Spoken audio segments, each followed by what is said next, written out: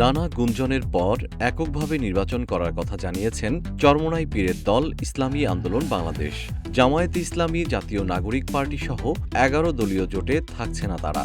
১৬ জানুয়ারি সংবাদ সম্মেলন করে এ ঘোষণা দেয় দলটি। সংবাদ সম্মেলনে জানানো হয়, আসন্ন ত্রয়োদশ জাতীয় সংসদ নির্বাচনে ৩০০ আসনের মধ্যে ২৬৮টিতে এককভাবে লড়বে ইসলামী আন্দোলন। দলের মুখপাত্র গাজী আতাউর রহমান বলেন, ইসলামের নীতি আদর্শের ভিত্তিতে সবার অধিকার নিশ্চিত করা সম্ভব। ইসলাম প্রতিষ্ঠার রাজনীতিকে পবিত্র ইবাদত বলে মনে করেন দলের নেতাকর্মীরা, তাই তাদের কোনো হতাশা নেই।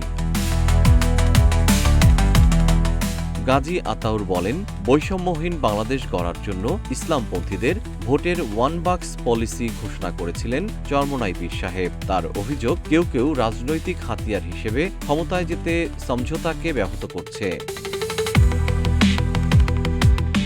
জামায়াত আমির চলমান আইন অনুযায়ী দেশ চালাবেন এবং শরিয়া আইন বাস্তবায়ন করবেন না, এই ঘোষণা দেয়ায় তাদের আশা পূরণ হয়নি বলে জানান ইসলামী আন্দোলনের মুখপাত্র।